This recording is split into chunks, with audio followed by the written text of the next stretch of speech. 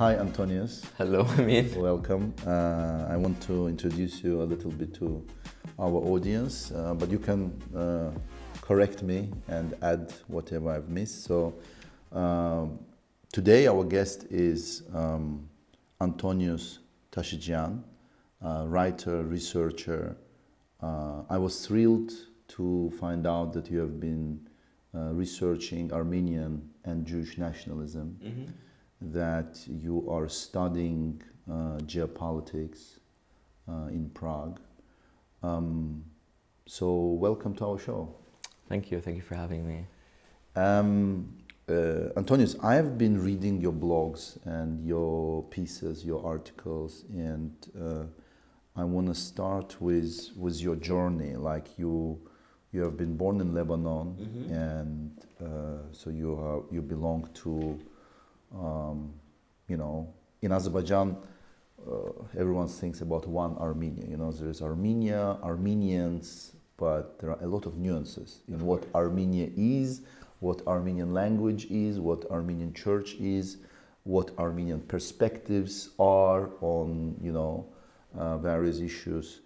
But let's start with where have you been born? What kind of, how did you grow up? What kind of, how this Armenian culture, religion, everything played role in, in your education, in your young years and later, like young years, in your childhood and so on. Like, how did it impact you and how did it come, how it happens that you decided to come to Armenia and what was your experience then in Armenia, your expectations versus reality? So I was born in Beirut. That's where I spent 18 years of my life, the first 18 years before I moved to Europe. So I'm obviously Armenian from both sides of my family. See, I didn't grow up in a typical Armenian family, so I never learned Armenian as academically, so it was just what we spoke at home. I learned how to read Armenian recently during the summer. I taught myself the script. It's just that, like you said, there isn't one box of Armenians, just as there isn't one box of Azerbaijanis or any other community in the world. And the thing that is interesting about Armenians is that the diaspora is larger than those living in Armenia. So, and Beirut has always been a major center for the diaspora. That's how it's been. It's been since the early 20th century. Even prior to that, we've had, say, monasteries and whatnot that have been there since the 1800s. So, I was introduced to Armenian culture early on, Armenian language, the spoken one. Religion obviously played a very important role. But see, although my family is quite, I would argue, my grandparents, patriotic, very proud Armenians, it did lack nationalism. And we didn't have nationalist sentiment. It was not based on hatred of the other, it was based on love for Armenia. See, these are two very important, intricate subjects, right? You can love your country without hating the other. So this is how, my time in Lebanon was. Eventually, for my undergrad, for my studies, I moved to Paris. I then moved to Prague. What did you study in Paris? So in Paris, I studied history. It was like a general introduction to history. Eventually, I specialized in Middle Eastern history and Jewish history. Then I moved to the UK, where I did a master's in Middle Eastern Studies and Comparative Politics, and that's where I focused most of my energy on nationalisms, with an S, of the Middle East, and specifically that of the Jewish and Armenian communities, but also given how interconnected this region is, it also englobed, say, Turkish nationalism, Pan-Arabism. Obviously, when I speak of Jewish nationalism, it's not just Zionism, it includes Zionism. So it's just, or even Lebanese nationalism as well, say, the Maronite community, the different communities in Lebanon, and how they englobed, contributed to the establishment of the state of Lebanon and what role they play in Lebanon. So I see this region as one. I see this region as, and this contributes to my ideas initially, not initially, but subsequently. It's just that it's made of different communities, but it's just one region. It's not, to expand your question, I would argue that I don't like the boxes. Again, I do not like myself to be put in boxes, but also my community to be put in boxes, and the region, right? I see it as why I'm studying geopolitics is because also I'm very keen on transforming this historical narrative away from the nation state, from states, from borders. I am fascinated by the idea of physical borders, of closed borders, of open borders, or even here, no border, right? So I crossed Czech Republic to Germany without border control. It's a mundane thing for normal people, but it's actually very powerful, right? It's a powerful act to actually cross this border, which is there, but it's such a soft border. And this is what I appreciate and what I aspire for my region of the world. Soft border is good, it's fine. You know, this is my land, this is yours.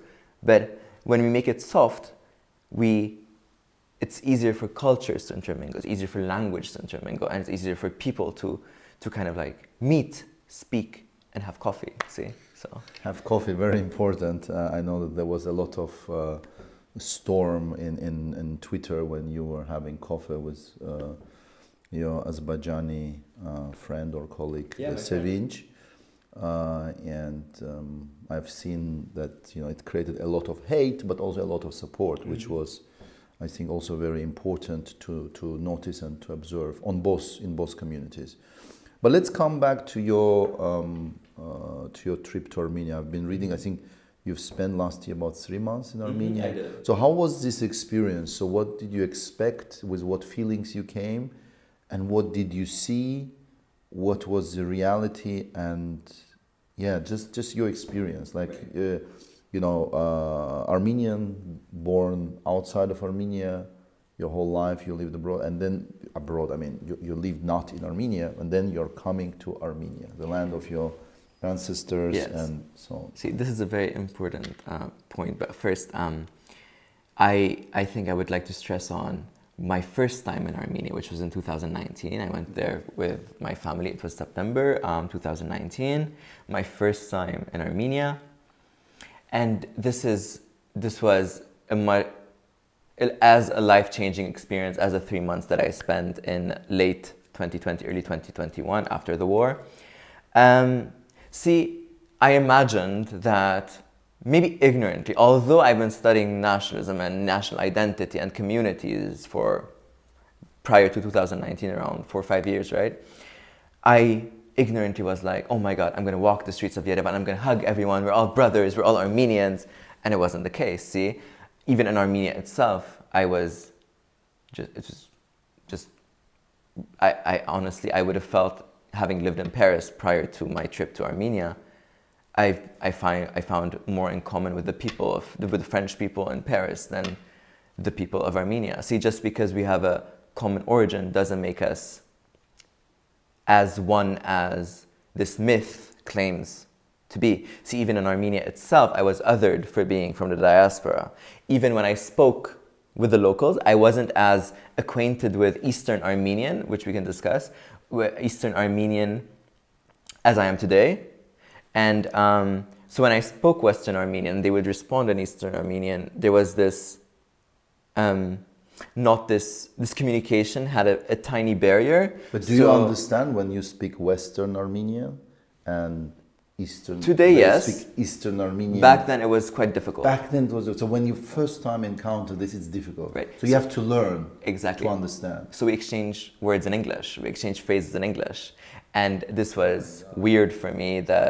So it's just this idea that Armenia is much, to me at least, it's much greater than this land or republic, right? Not just because the majority live abroad, but because it is a purely diasporic community. And when I say this, I also want to emphasize, in my eyes at least, the heartland of the Armenian community or people is mostly Eastern Anatolia, right? It's the eastern provinces of Turkey. So even that, I would emphasize that the Republic of Armenia could be argued, I'm not arguing that necessarily, but could be argued it contributes to a diasporic kind of like understanding of nationalism, national identity, and there's much more to just a static, an organic state or peoplehood. It's not factual. You mentioned homeland. You said that I initially, for the first question, you said I visited my homeland. I don't want to say I don't like this word. Having grown up in Lebanon, I'm a third generation, I could argue, immigrant refugee. When my family escaped the Armenian genocide, moved to Lebanon. It's just that it was, Lebanon is my home, right? When I went to Armenia, although it was beautiful to hear people speaking Armenian, regardless that it was Eastern or not, but eventually it was not home.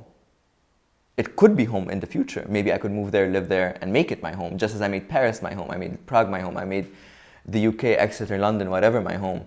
It could be my home. But there's, for example, to expand this, I went to Istanbul, right?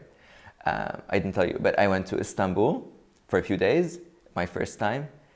I felt this connection to this place.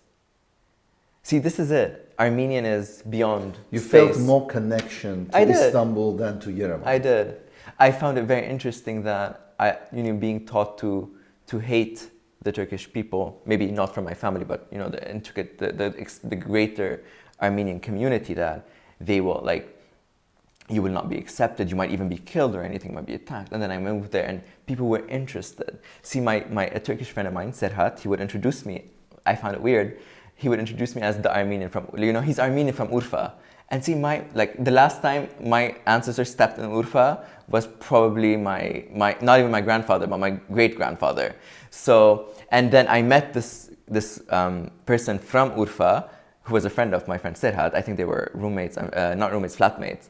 And she was like, "You're from Urfa?" I was like, "Well, my probably 4 generations ago." She was like, "Oh, I'm from Urfa," and then she was like, she couldn't comprehend how she knew there were Armenians there. She didn't really comprehend the grander story. And she said, "Oh, so you're Turkish?" She said.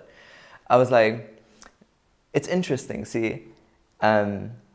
We might be drifting from your initial question, but I think it's very interesting to note that Turkish nationalism, or not Turkish nationalism, but Turkish identity they argue that it's civic, right? So anybody can be a Turkish citizen. So she didn't necessarily say anything wrong. I could be Turkish. I'm very open to this conversation, right? I find Ottoman history very intriguing. I find the Armenian role in Ottoman history very important and intriguing as well. So it's always about not alienating myself from possibilities and conversations.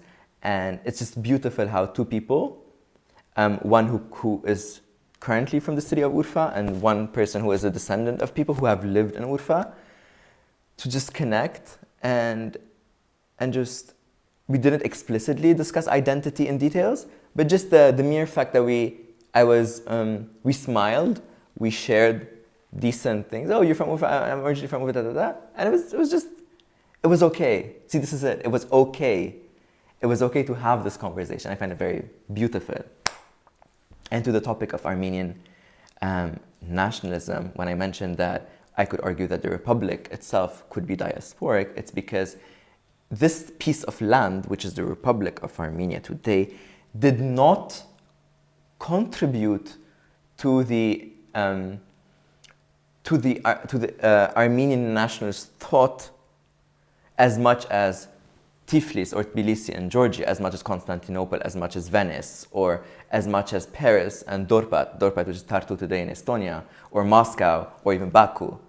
So it's just Armenia, the republic itself, was given this nationalist fervor of might argue to be aggressive as well, understanding of nationalism through the Soviet period, through the trauma of genocide as well, because we cannot ignore how refugees were also from the Armenian genocide moved to the Republic of Armenia, and they intermingled, contributed to the understanding of the Armenian Republic itself. I try to distinguish between the conflict in Karabakh or any other conflict in the south and that Armenians have been participating in from the Armenian genocide or the trauma of the Armenian genocide, but I cannot, not because of what people claim, like, oh, the Azerbaijanis and the Turkish people are one, or it's the same Turkish enemy. This is what Monte Melkonian, one of the freedom fighters, I disagree with that term, of Armenia, claimed. He said that it's the same enemy that tried to exterminate us in 1915. No, my argument is from the Armenian perspective. So trauma has affected the Armenian conception of fear, survival. There's always the myth of survival. We've always been, apparently throughout history, persecuted and whatnot. See, this idea of, but I also want to argue that Armenia is as to when you mentioned languages and stuff, a beautiful culture of languages. It's a beautiful culture of music. We've contributed to music, we've contributed to literature. A lot of actually manuscripts and texts that explain medieval history are actually written in classical Armenian and only accessible through classical Armenian. See, this is why people and scholars, a few in, say, St. Andrews in Scotland, or Sorbonne in Paris, or even Inalco, all these places, even Geneva and Venice, or even I'm not sure which university in Germany, but they study Armenian just to read the manuscript to understand the Middle East. So it was not, they didn't just discuss Armenian, they discussed the grander region. So this is we will go into all these right. fascinating topics, but I want to come back, like, your experience in right. Armenia. You came to Armenia, you said that you felt, different, like people that made you feel that you are different. Yes. You didn't even when you were speaking Armenian, you wouldn't understand each other. But what was your impression, like 30 years of independence of Armenia, and here you are to see the result of 30 years of hard work or not hard work of a nation.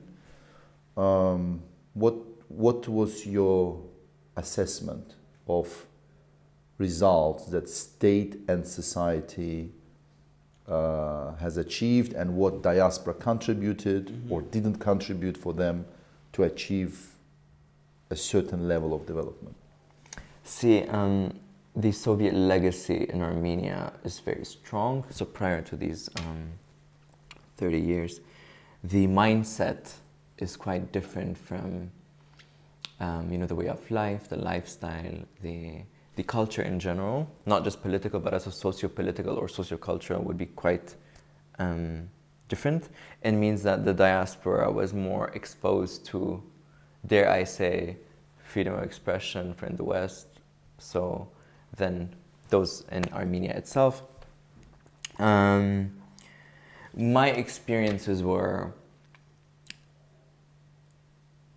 I knew there were a bit of differences, although I must say I am happy that Armenia exists. Obviously, it's nice to have a territory that is sovereign. This is I say it between quotes. It's nice to have a land that is governed by Armenians for Armenians. It's interesting, but the differences were very apparent to me, and it was very striking. See, between what I was used to in diaspora, what the Armenians believed in, how they saw Turkey, how they saw Azerbaijan, how they saw Georgia, Iran, whatnot, and also the diaspora itself is not one block. So we have those in Beirut, we have those in Syria, Paris, LA especially. It has a lot of hype, and the community they're the loudest, I would argue, and also DC, obviously Russia. So it's just this idea of I viewed it from a Lebanese Armenian perspective. I viewed it from a place of, I tried to be as neutral as possible in understanding Armenia. Obviously, this is arguably very difficult. I was not as successful as I wanted to be.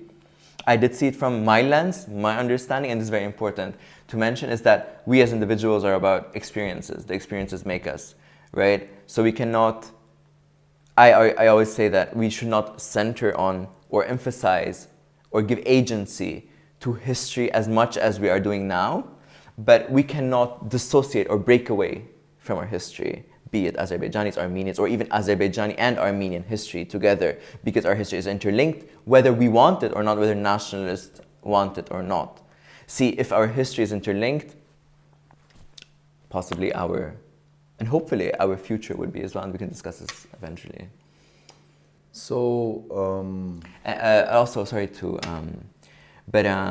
expand this experience in Armenia, even in Armenia itself, it's not one block. So in Yerevan, you have people who are more like, who would argue, oh, what about Artsakh? Like, just whatever, you know? They were like, we lost a lot of people, not very important. You go to, after the war, so I went to Sunik, in the south. See, there was much more sadness, much more despair, much more hopelessness.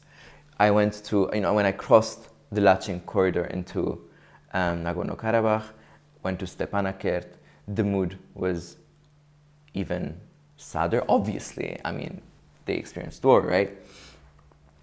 And it was interesting to find, even in Stepanakert or neighboring villages, I was introduced and interviewed people who had different opinions, right? Some would say, like I said, some would say, we support the Armenian government's decision, although it's not the ideal situation for us. Some would say no, like very staunch nationalists. Some would say we are going to reach Baku. I mean, are you like, that is delusional at this point? Some would argue like, oh no, we need peace. Some would, like, this is the intricacy of it. See, there are different kinds of people. We are all individuals who are prone to this myth of common identity. It is nice to have a common identity, but it should not define who we are, and it should not define our destiny and future. I want to, because it's very interesting that you are saying that, different parts of Armenian population and maybe even Armenian diaspora have different feelings and thoughts about, where's Armenia now, why it is where it is now, and what way it is going now, where it should go, which direction. I want to talk about re-election of Pashinyan, because I think from what I hear from various Armenian experts and non-Armenian experts, there are basically like two opinions. One opinion says, well, Armenian people have re-elected Pashinyan not because they support his current policy of finding compromise or normalization with Azerbaijan and Turkey, but but because they just hate so much Kocharian, Sarkisyan, and this corrupt and mafia past of Armenian state, that they don't want to go back there, so they would rather accept Pashinyan because he's the only alternative now, rather than risking another comeback of Kocharian or Sarkisyan. And then there is another interpretation of his re-election where they say that no, this is a vote in support of Pashinyan, because despite of this defeat, despite of everything that's happening in Armenia now, he is vote of Armenians for peace and against the war. So you have been there, you talked to these people, and you had this kind of, in some way also, you were from outside, you have been there. How would you explain, from your experience, from you talking to a lot of people in Armenia, Pashinyan's re-election? I think that for now, or during the election, he was the best bad option. See, the ideal candidate was never there. I mean, but again, what is an ideal candidate, right? We don't know. It's all about experimenting. given, I think, a drastic change, and this is what many people, obviously what you said was very factual, and this is what Armenians were arguing. See, they didn't want the old regime. Okay. So this was one of the reasons. Of course. But also because I did realize that many people, now I don't know about definite statistics, obviously, but many people did want peace. See, they did argue for a peace deal. Now openly or not so much? She was always in private circles. Nobody goes on TV. Exactly. So in private circles. Yes. But publicly, nobody would say, no, I want to support Pashinyan because I think he's more pro-peace than anyone else would. Now, obviously, there were people who would openly discuss this. Say, a random taxi driver would openly say he supports Pashinyan to me, and I love talking to taxi drivers. And how they would argue? They were arguing in support of it. They were like, yes, we want. Why? I mean, just they opened the conversation. It's just, they're like, oh, what are you doing? And I'm like, oh, I'm just researching, I'm writing. Oh, what are you researching about? Oh, the after-war situation. And they would like give their opinion, unsolicited opinion, but it's welcome regardless. Yes, so. My question is again so this taxi driver. Mm-hmm. So how did he say I vote for Pashinyan or I voted for Pashinyan because I don't want Kocharian and Sargsyan back? He did or say I that. voted for him because I want peace because I think he will care. See, it's interesting. He cares for peace. He did say he didn't necessarily mention peace, as I remember clearly. But he mentioned Kocharian. He mentioned that he doesn't want Kocharian and Sargsyan, who got us into this mess, he said. But he also did say that a drastic change in regime would have more harsher implications right now for Armenia. So I think Pashinyan right now is the individual to get us out of this mess, if we can call it. Obviously, it's a mess. To get us out of the situation, right? And I think, and if you want my opinion, I think he is trying and he's doing this job quite. Given the difficulties, given the pressures from abroad, given the pressures from the diaspora, the pressures from inside the country, the opposition. Now he has a lot of, populist rhetoric, but again, he was arguing for healthcare, education. I think it was supporting agriculture, even after the war and during his elections. This is interesting. People care about development. Since you mentioned development, right? They care about development as much as they want security and. To live without the fear of, this fear that they have of being ever invaded by either Turkey or Azerbaijan and whatnot. So they do emphasize on, hey, I'm just struggling. My wages are too low. I'm working so many hours. I'm working 2 jobs. Salaries are very low in Armenia, even in Yerevan itself. So Pashinyan not only was speaking about security, but also development and developing the country, right? He was just a tiny little side note example. They banned plastic bags, or they want ecotourism. So concurrently, the country is developing. It has a booming hospitality scene. It has a booming. They're trying to work on infrastructure. This is a major problem in Armenia. This is, to me at least, it's the large. I would put it as a priority. Infrastructure. See, roads, accessibility, internet, electricity, whatnot. All of these are infrastructure, right? So I would place it as a priority for Armenia, and in relation to development and. If you take at the current situation, and so I understand there is a mixed feelings about normalization with Turkey and Azerbaijan. So on the one hand, obviously, there are, there is trauma, there are hard feelings about the past and the First War, Second War, the history. But on the other hand, if a lot of people in Armenia and if Pashinyan himself and Armenian government care about more mundane tasks of, education, healthcare, quality of all these, and social well-being of the population, then it seems rather obvious that the opening of trade, developing of relationships with how many neighbors Armenia has? 4. 4, and with two of them, there was nothing. And there was trade with Turkey, but very limited. Very limited. It was, there were no investments, so that, of course, for a small landlocked country, is a disaster. Without natural resources as well. Without natural resources is a disaster.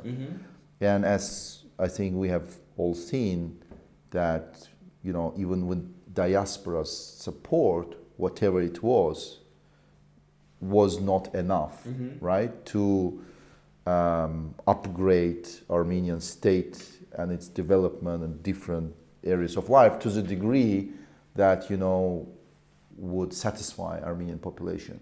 Because in 30 years, many other parts of the world, they have totally, a different level of development. Singapore became from a village to, financial hub. We have seen what happened, with Baltic countries, with Poland, with some Eastern European countries in a very short period of time. They had a fantastic development. So, there is a reflection about this. Does this, and we are coming more to, to present situation, but is this discussed? Is this, debated, or developing any further relationship with Turkey and Azerbaijan is a position, let's say, of a traitor, like someone who openly and actively supports this would feel threatened?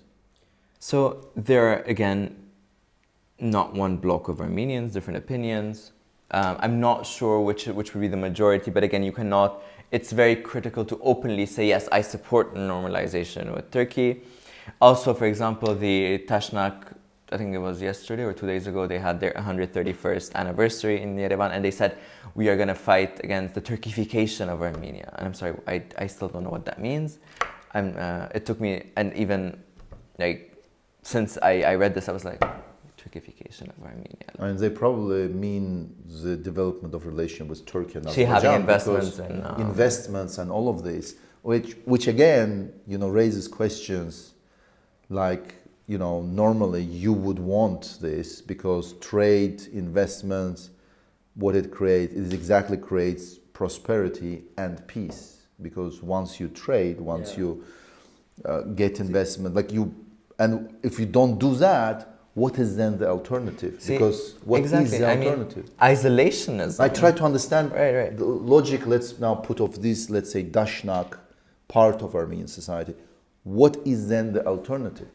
First off, it's important to note that the Tashnak are mostly in the diaspora. In Armenia itself, nobody takes them seriously. Very few people. But excuse me, I saw the picture from that event you told, and there was Kocharyan, Sargsyan.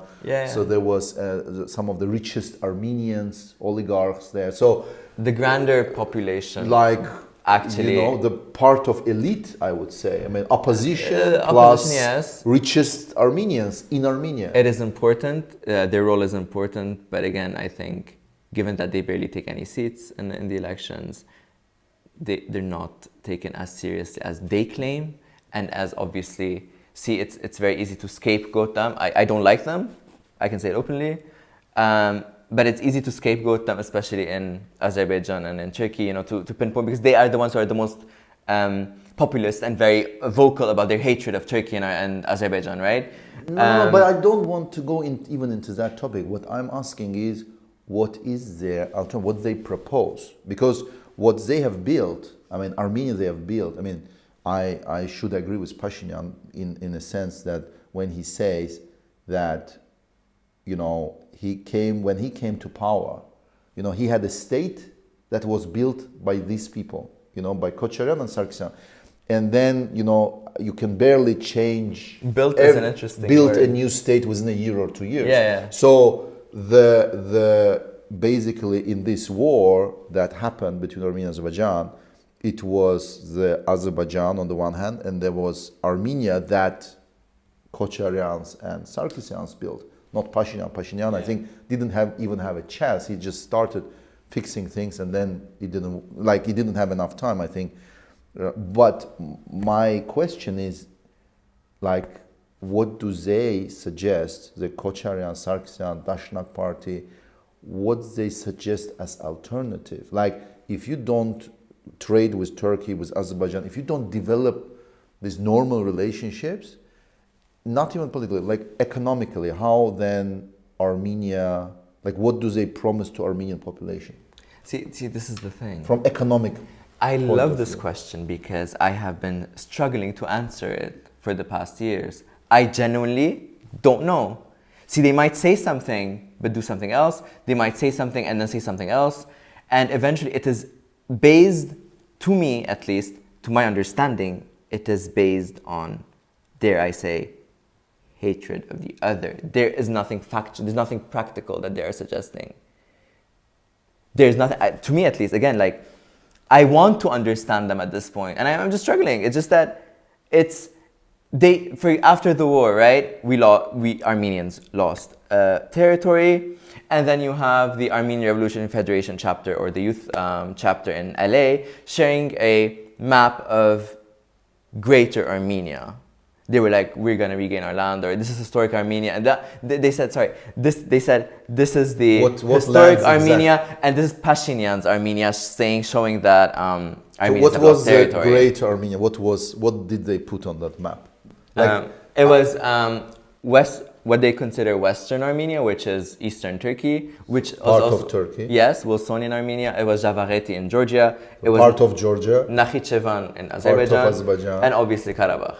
So But again, it's delusional. Yeah, It's yeah. delusional. But you know, if you want, as a small landlocked country, to survive and to develop, and just claiming parts of territory of 3 out of 4 of your neighbors, But how sustainable? I'm not putting aside all the moral, ethical, historical, everything, but in very practical terms, Yeah, it's not. as a policy, as a foreign policy. It's not As a national See, this policy. is interesting. It's How not is this this map possible? or this irredentist view is not state policy. It's not state policy of Armenia. It just represents a faction of the Armenians, mostly the Tashnak, Kochari, and whatnot. See, it's not state. It was never state policy. Armenia never has had claims against or over the territories in Armenia. In Turkey.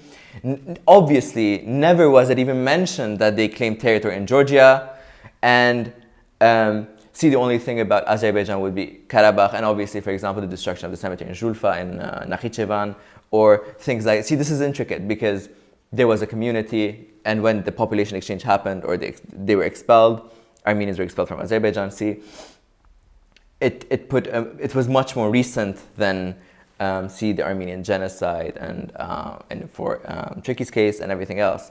So the raison d'être, which is the reason for their survival. See, if there is peace and peace works, peace building, which is a process, works with Turkey and Azerbaijan, then what is the purpose of the Tashnak, right? They lose their purpose at this point. All their argument for 30 years is that these are evil people, they want to destroy us, they want to destroy our country, they want to invade us.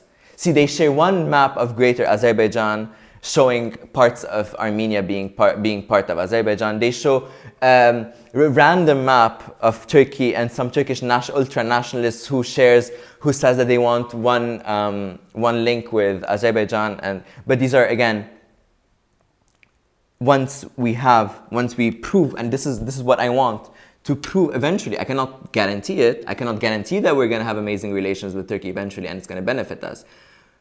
But the possibilities are there. See, this is the thing. So again, they would literally lose their argument. Like, not the argument, the reason why they exist. I want to come now back into history, and then we will come back to our present situation.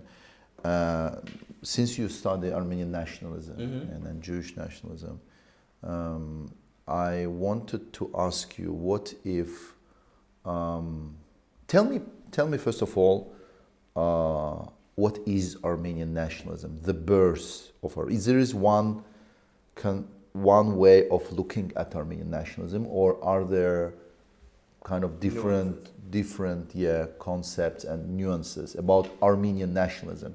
Is there agreement in Armenia on Armenian nationalism and its roots and history and its relevance today? I would argue that in Armenia itself, there is a consensus amongst the academics there, and that is very primordial. So that means a primordial understanding of nationalism. What does that mean? It means that Armenia has existed since antiquity. It continues. The culture transforms, but it's the same culture. The language transforms, tradition, religion, whatnot. And also, some would even link it to even pre-existing, what they argue, pre-existing Armenian entities, such as the kingdom of Urartu,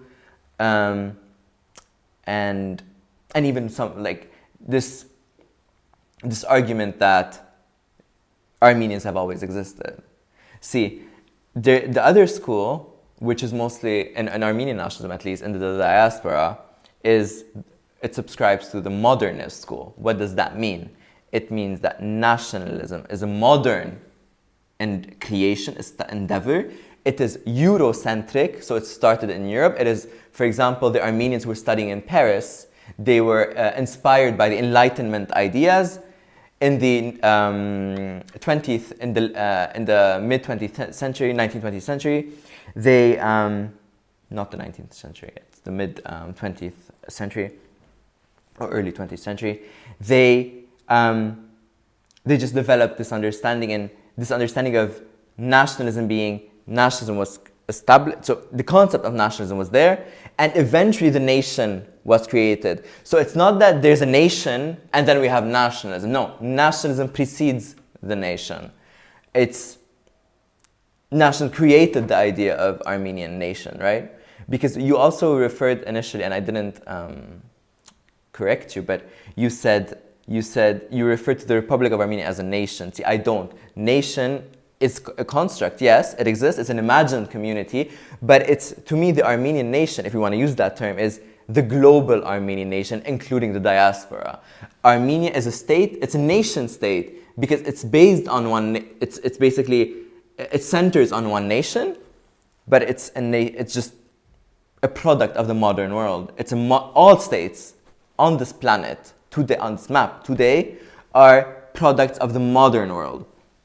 A third idea of nationalist understanding or school is the ethno-symbolic approach, or ethno-symbolism, which was initially started by Anthony D. Smith, and eventually it was applied to Armenian nationalism by, for example, someone like Razmik Panosyan, whose book The Armenians is interesting because the argument is that, yes, it's a new invention, right? Armenian nationalism is a new thing, but we can see a link with the past. So the thing is, which is very interesting in the Armenian case, is that a Eurocentric idea beautifully or specifically was able to be applied to the Armenians because there was a sort of like vague idea of a common identity already established, but it was not the Armenian nation. It was not. See, the Armenians in, for example, the Ottoman Empire, it's based on, they were mostly centered on micro-locality, say a village. They identified with their village. They're like, yes, this next village might be, the individual's Armenian, but to me, it's this village that is important. And that's what they imagined. It eventually transformed. It eventually developed and changed to what it is today. So in the diaspora, academics are mostly, they subscribe to either modernist or ethno-symbolic thing, which is in academia. It's important to note that in academia, this is the way to go. This is a general consensus at this point. And in Armenia itself, they believe in a primordialist understanding, which is not anymore scientifically. I mean, honestly, if anybody says that Armenia has existed since antiquity, you might have a few laughs in academic circles, right? It's just. But it's widely spread in Armenia. It is widely spread in politics. Exactly. If you and YouTube politics. shows, if you like, it is dominant. It's Yes. not just there might be some small academic circle somewhere in DC definitely. or I don't know in Paris, which doesn't accept The it. loudest voices are those of the primordialists. Exactly, and this is where I want to come to the question. These different concepts of Armenian nationalism, they have implications on today's politics in Armenia.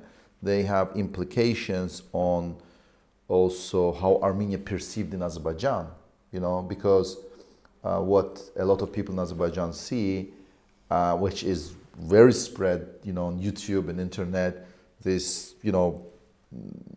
nobody reads this 1-2 maybe Armenian academics who try to argue academically, but they rather see, this greater Armenia map. Mm-hmm. They rather see that discussions about ancient Armenia and basically justification of today's, or not today's, this entire conflict, we will come to this, being justified by, this land was ours 100 years ago, this land was ours 1,000, 2,000 years ago.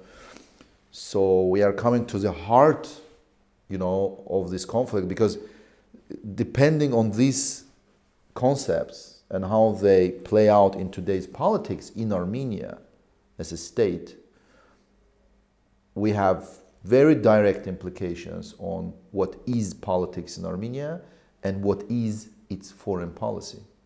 See, it's easy to be a staunch, aggressive nationalist. It's the easy route.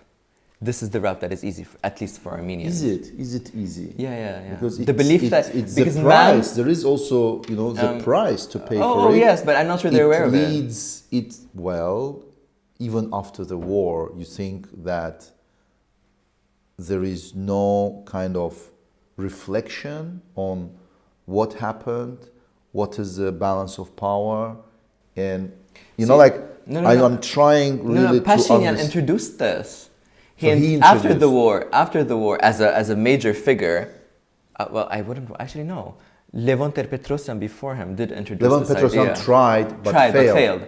See, Pashinyan is doing because he was victorious. Right. He was victorious, but Levon Ter-Petrosyan in 90s, while he was in power, made appeal, to Armenians. Said, "Look, we are victorious now, but in 20 years, situation will change." Yeah. Because Azerbaijan has oil, situation will change dramatically. So we need to make a peace deal now. He was, of course, and it's recognized in Azerbaijan. Everyone knows that in Azerbaijan. But then, of course, because it was victorious and because it was not popular thing to say, there was coup d'etat, and then Kocharyan came, Sargsyan came. But now there is, what he said turned out to be reality. Yeah, definitely. And basically, I think it was easier for Pashinyan to communicate to people, well, you want it or not, this is the reality, and we have to deal with this now. See, that's the thing as well, which is important to note, is that the role of war and violence to contribute to peace. See, if there was no war, maybe Pashinyan would not even consider. He would not dare, or he would not be able to say these things. Armenians tasted loss, trauma, and oh my God, we can lose all of Nagorno-Karabakh, depending on what the what eventual peace would look like. Not just Nagorno-Karabakh.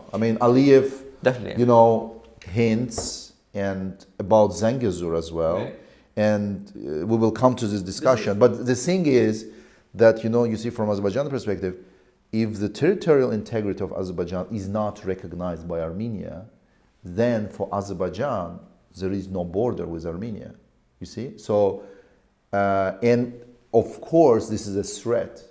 This is a threat.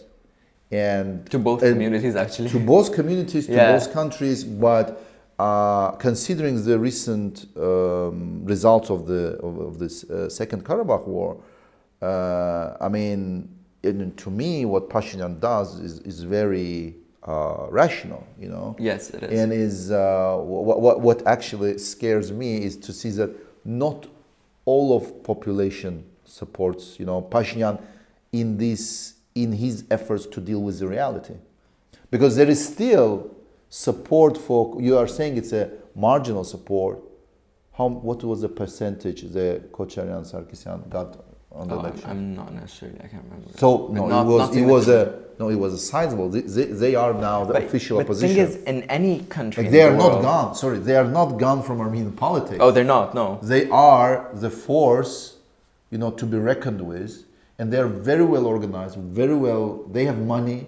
They have also a lot of support from diaspora. Yes. And they have very good relationship with Russia, which is the most important player in Armenia as foreign power. I don't think anywhere in the world there's one ideology or one philosophy or one position that can be agreed upon by the entire population. It's just not possible. You cannot convince all Armenians. Yeah. You're just going to have to do it and then eventually reap the consequences or reap the benefits. Yeah. It's all about experimenting. It's not... actually, I might argue even, although I dislike to the highest extent the Tashnak, it might be interesting to have this conversation. See, let us talk about, in Armenia, obviously, let us talk about irredentism and claims on other people's countries. Let us talk about territorial integrity and self-determination of people of Azerbaijan, of Armenia, of whatever. Let us talk about it. See, this is interesting. We're not saying let's agree to it, let's staunchly support it, but if we ignore it, it might be revived 10, 20, 30 years from now. We need to face it. We face our problems. We don't ignore them. At the end of the day, no matter what we talk, discuss, the matter is very simple. When there are two states, Armenia and Azerbaijan, and it needs to be decided what is the border between them, right? It is. I've spoken with. I cannot claim I know all Azerbaijanis, as you cannot claim that you know all Armenians. But I would say absolute majority of Azerbaijanis, and this may be hard for Armenians to understand or to believe in, they do not hate Armenians. The issues that Azerbaijanis have, that I know, that I met in my life, like absolute majority of them, is a question of border. Even on an interpersonal level, if we interact, there are borders. In psychology, it's very important to you draw your borders and say, here I live and here you live. And I understand that, of course, history, this land belonged to this kingdom, that tribe, that, ethnicity, religion, nation. But at some point, you come to a situation now where, literally, there is a border that's recognized by everyone, but Armenia. So it's not that this is Azerbaijan's imagination or purely, some construction that, it only Azerbaijanis imagine, but it is something that was accepted. But Armenians are challenging this. And challenging this in a quite difficult environment. Like, as we talked, if you have territorial claims to 3 out of your 4 neighbors, if you don't want normalization with 2 out of your 4 neighbors,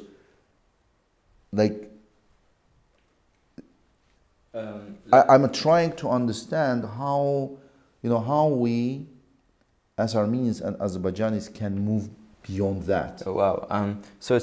I would divide this into 3 different things. So first off, a general understanding is that territorial integrity and also self-determination of peoples, and I will divide both, are modern inventions.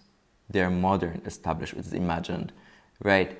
The international community, and when states and nation states were being established in Europe, elsewhere, they decided to have borders. A lot of borders we can see in the Middle East are, from colonial things, although they're now internationally recognized. See, to me at least, sovereignty or recognition. What does sovereignty mean? What does an independent state mean? It means that you have an international community that recognizes this state, because if otherwise, borders, yes. and if you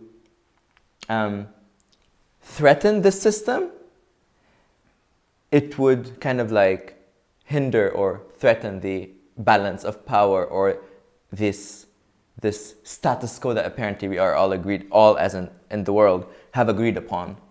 When it comes to self-determination of people, I don't see how. It's interesting and it's valid for the Armenians of Karabakh to say, oh, we want to be independent, we want to join with Armenia. But it's also interesting to say that, why?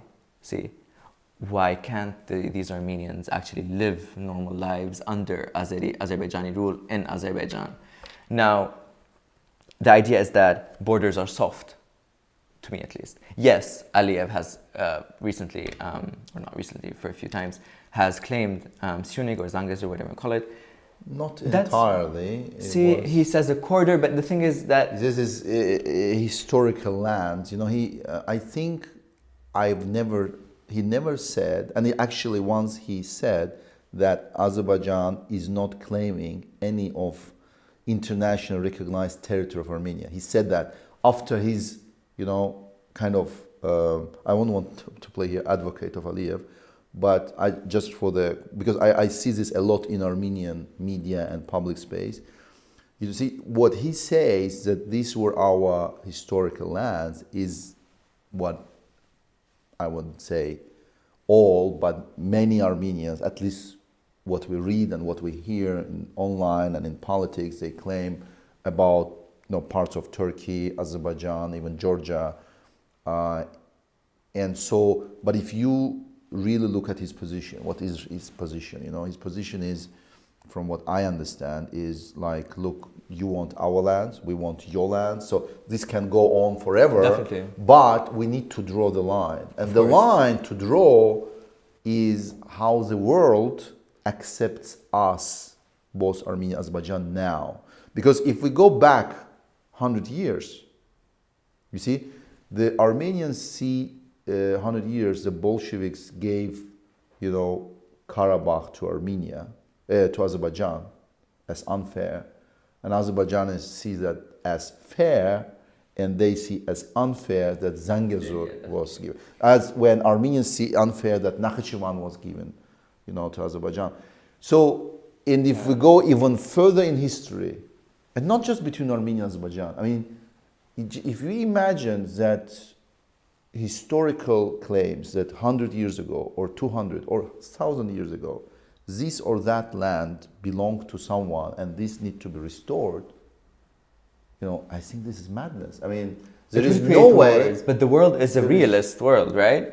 So it is not the myth of this liberal democratic international system of, it's just about this is my state, this is your state. See, the thing, there was an interview a few days ago with a Turkish member of parliament who's Armenian, Garo Paylan, and he said Armenia is Azerbaijan and Azerbaijan is Armenia. This is interesting because he said that? What did he mean? I'm not his. I don't really know what he could mean anything, but to me at least, I understand. I think it's beautiful because yes, southern Armenia was home to Azerbaijanis just as Karabakh and other places, and prominent Armenians were from Baku.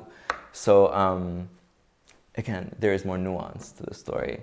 There is more. Now you did say, and I think it's very important to have a border just as a realist understanding of now, of the present, and for the future.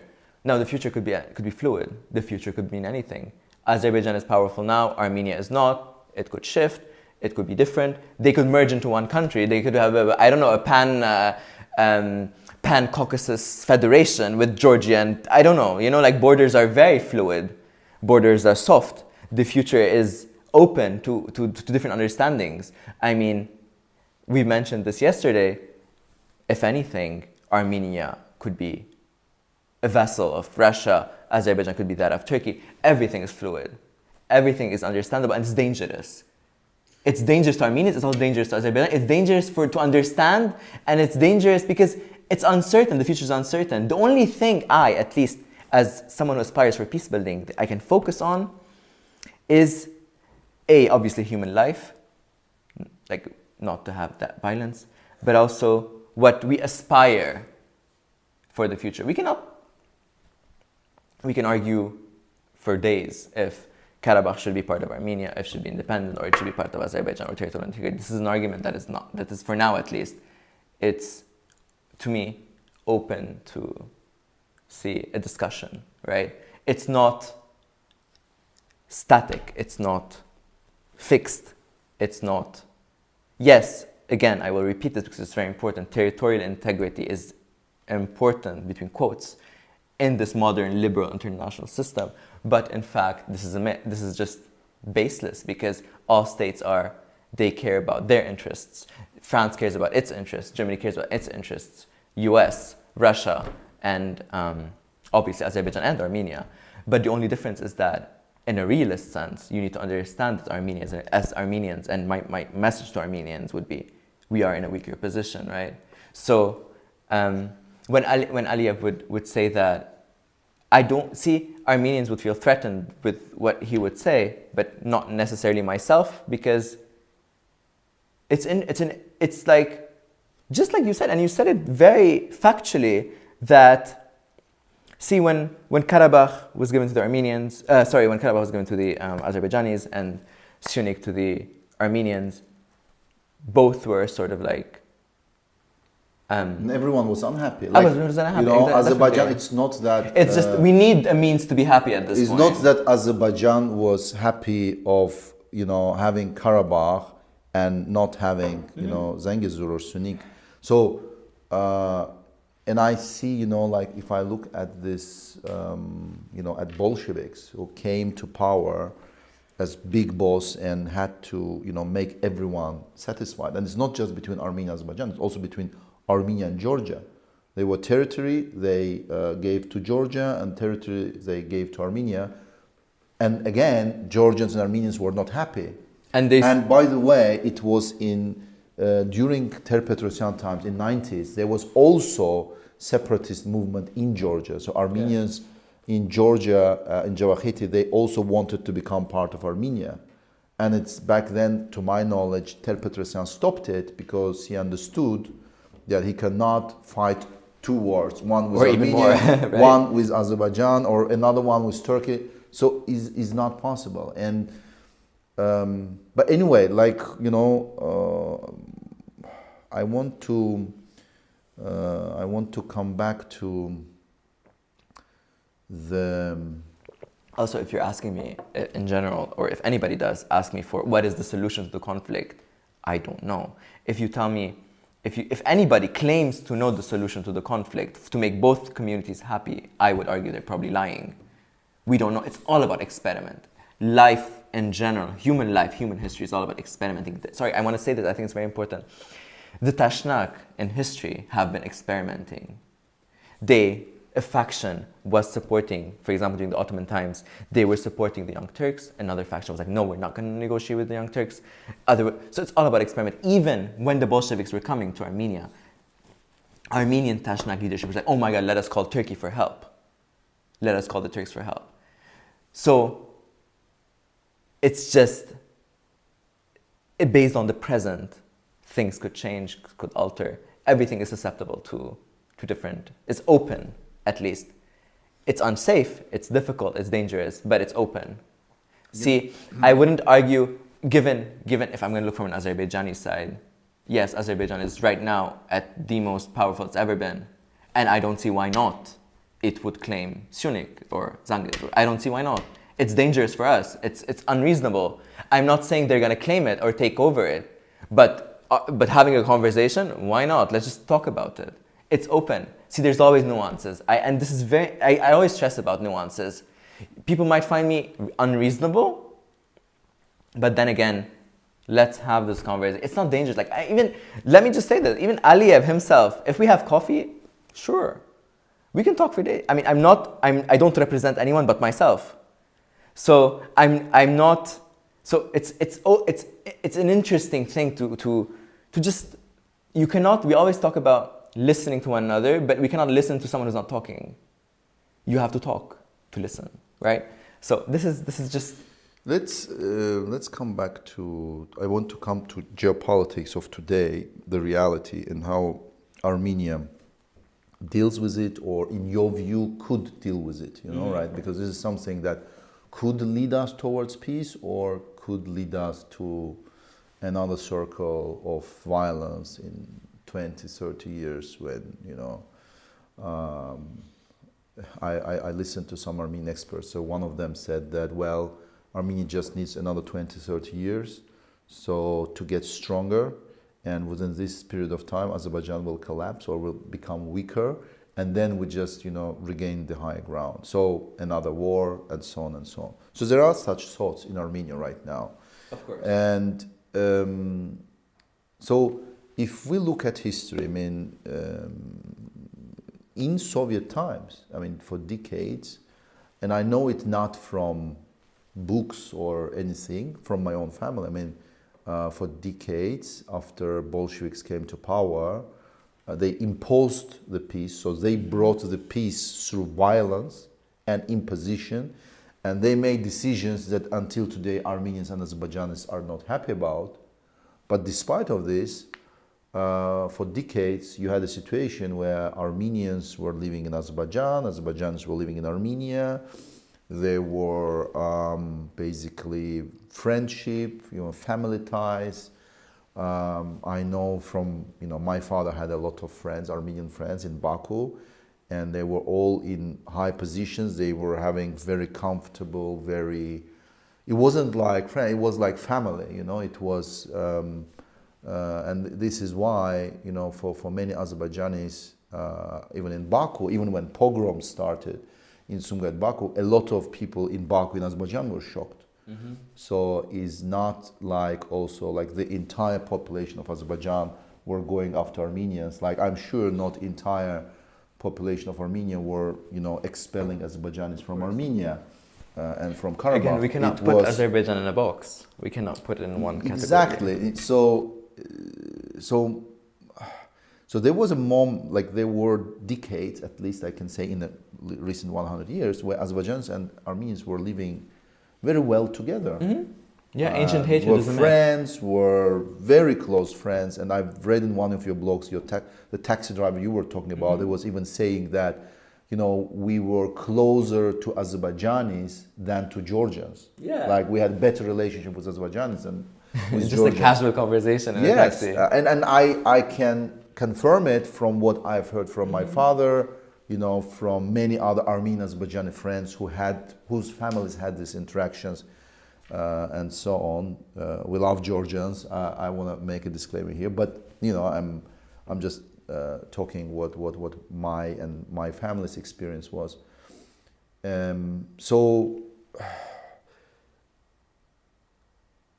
But that peace was brought by violence. Mm-hmm. By occupation of Armenia and Azerbaijan.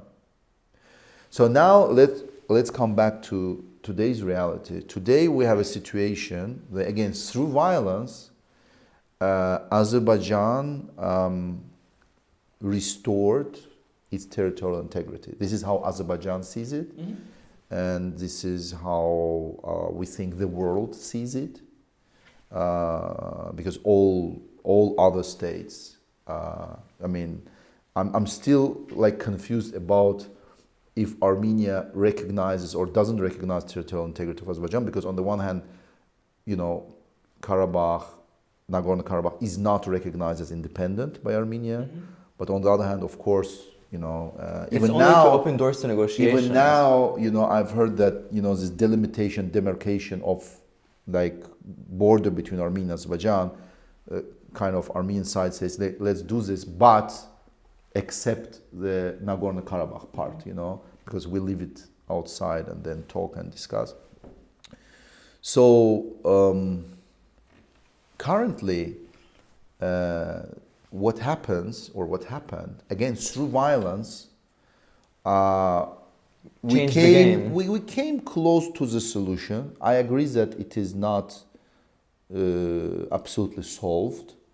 But currently, if we talk about geopolitics right now, the way how I see it personally, you have negotiations mainly between, Azerbaijan, Turkey, Russia, on the fate of Nagorno-Karabakh. Like, you know, and realistically speaking, right? Violence works. Because violence worked, and right now the discussion is, will Russian troops stay there or will not stay there? Mm-hmm. And if they will not stay there, you know, from Azerbaijani perspective, the conflict is solved. Which might open doors to more violence if the Armenians would not come to a reasonable agreement with the Azerbaijanis. So my question is, look, there is this new harsh reality for Armenia, right, on Armenians, that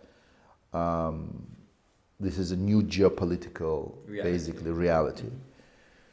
So what is, in your opinion, the possibilities here for Armenian foreign policy? Do you see the shift in Armenian foreign policy? Do you think that what Armenian foreign policy right now implemented by Pashinyan is reasonable, is relevant, is up to date to current geopolitical reality?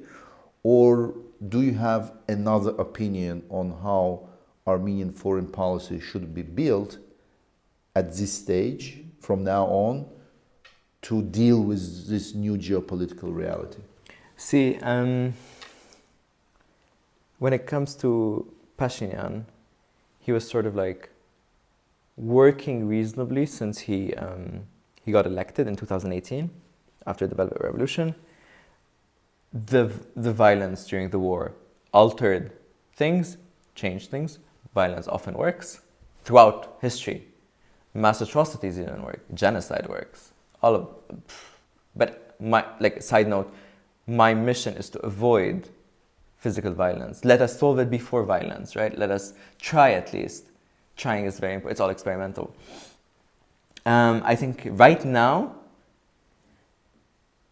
so two things. My opinion, what I see, two different. Yes. So he's doing the right thing, especially as a start, especially with Turkey without preconditions, normalization. I support it. I openly support it, especially without preconditions, and see how things go. I'm glad. And now, from a different angle, which here it englobes my humble opinion, it's that I am skeptical of Russian presence in Armenia. I dislike it. I think, is it necessary? Maybe.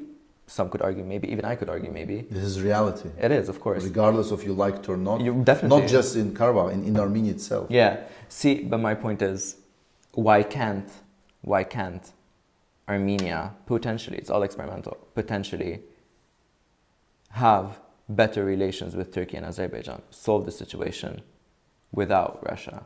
You know, it's just an argument that I want to discuss. I want to open the possibility. Side note, I humbly believe in the role of, say, Georgia or Tbilisi. I think potentially, since you asked for my opinion, potentially I don't see why Tbilisi can, because I love this region. I love this. Let us solve our problems on our own. We cannot. It's very difficult because greater powers have interests. But at least let us aspire for it. Let us try to give, for example, a role for Tbilisi in peace. See, all the peace building stuff happen in Tbilisi most of the time. Why can't it happen at the political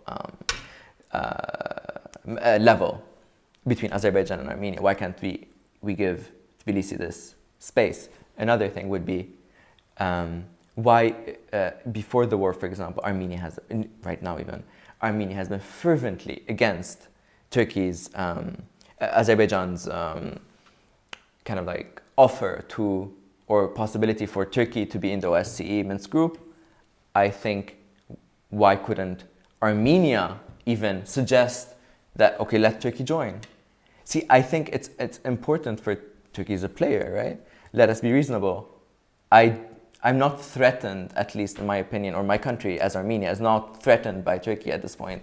I think there is space. There is, even in this current reality, there is space for I say what I want, you say what you want, we try to see how things work. But But again, I aspire at least to solve things in a regional communitarian kind of like aspect. I will repeat this, I am not threatened neither by Turkey, especially not Turkey, and regardless of how people, side note, this is a side note, people argue like, or at least on Twitter, I read this morning, someone was like, see, how can you want peace with authoritarian regimes or dictatorships? I don't care. See, I do care for the people of Azerbaijan, but it's literally not my place to tell Azerbaijan you need to be democracy, or to tell Turkey, no, your authoritarian leader is not valid. It's your business, not my business. See, business. The peace between Armenians and Azerbaijanis, I don't want to be advocate of any authoritarianism, far from that, but the peace between Armenians and Azerbaijanis came with Bolsheviks, like with totalitarian system. And, so yes, I think this is very often confused. I think you can have, peace and war when it is democratic, when countries are democratic. This was another illusion. With the fall of Soviet Union, we thought of, if this totalitarian system goes away and we become democratic. So we were democratic. I mean, Armenia and Azerbaijan in 90s were democratic, but we didn't come to any kind of peace agreement, It is more difficult, but definitely more sustainable for Armenia to negotiate a peace deal with authoritarian regimes than democratic ones. It is more sustainable to negotiate if Armenia is successful enough to come to an agreement with the extreme of both countries, of either country. It's more sustainable than, say, if Turkey or Azerbaijan become a humble human rights loving democracy, then eventually, let's just hypothetically assume that this democracy dies out and a new autocratic regime comes, then this peace is fragile. I mean, I think, again, more democracy may not necessarily mean more peace. Or Definitely. Closer to peace. Oh, yeah. It could mean actually the opposite. And again, we should not go into ancient history. We should just go 30 years back and look at our own history. Definitely. Azerbaijan was a democratic country when were at the peak of the war with Armenia. Yeah, but and Armenia was democratic and Azerbaijan was democratic. So this argument is just breaking at our own most recent history. It doesn't mean that we should not strive to become democratic, and this is a very long journey, but just to tell to support your argument.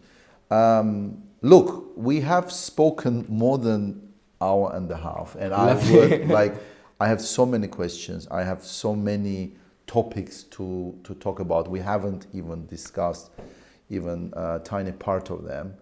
But I would suggest, I want to thank you for coming, for drinking coffee with me. Yes, and also protect the trees, protect the trees. For your audience, it's very important to protect the environment in the South Caucasus, right? Yes, maybe that could be the future movement that could unite ecology, all of us. right? Environmentalism. Yes, the problems we are facing and we're going to face in the Caucasus, in Azerbaijan, Armenia, and Georgia. I know it's impossible not to manage them separately. Yeah. So thank you for coming, and thank you so much for having me. I'm sure we'll see you again now in the future. Definitely, hopefully.